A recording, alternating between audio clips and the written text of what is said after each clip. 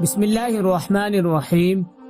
مفتی محمد تقی عثمانی صاحب فرماتے ہیں کہ کراچی میں گردے کے ایک اسپیشلسٹ ہیں۔ ان سے ایک مرتبہ میرے بھائی نے پوچھا کہ آپ ایک انسان کے جسم سے گردہ نکال کر دوسرے انسان کو لگا دیتے ہیں، لیکن اب تو سائنس نے بہت ترقی کر لی ہے، تو کوئی مصنوعی گردہ کیوں نہیں بنا لیتے تاکہ دوسرے انسان کے گردے کو استعمال کرنے کی ضرورت ہی نہ پیش آئے۔ وہ ہنس کر جواب دینے لگے کہ اول تو سائنس کی اس ترقی کے باوجود مصنوعی گردہ بنانا بڑا مشکل ہے،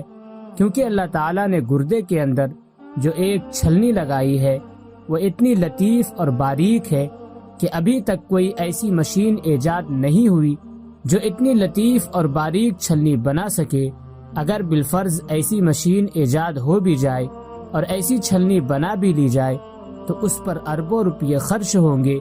اور اگر اربوں روپے خرچ کر کے ایسی چھلنی بنا لی جائے تب بھی گردے کے اندر ایک چیز ایسی ہے جو ہماری قدرت سے باہر ہے۔ وہ چیز یہ ہے کہ اللہ تعالیٰ نے گردے کے اندر ایک دماغ بنایا ہے جو فیصلہ کرتا ہے کہ اس آدمی کے جسم کو کتنا پانی ضرورت ہے، کتنا پانی جسم میں رکھنا ہے اور کتنا پانی باہر پھینکنا ہے۔ ہر انسان کا گردہ اس انسان کے حالات کے مطابق، اس کے جسم کے مطابق اور اس کے وزن کے مطابق یہ فیصلہ کرتا ہے کہ کتنا پانی اس کے جسم میں رہنا چاہیے اور کتنا باہر پھینکنا چاہیے، اور اس کا فیصلہ 100% درست ہوتا ہے۔ اس کے نتیجے میں وہ اتنا پانی جسم میں روکتا ہے جتنے پانی کی ضرورت ہوتی ہے، اور ضرورت سے زائد پانی پیشاب کی شکل میں جسم سے باہر پھینک دیتا ہے۔ لہٰذا اگر ہم اربوں روپے لگا کر مصنوعی گردہ بنا بھی لیں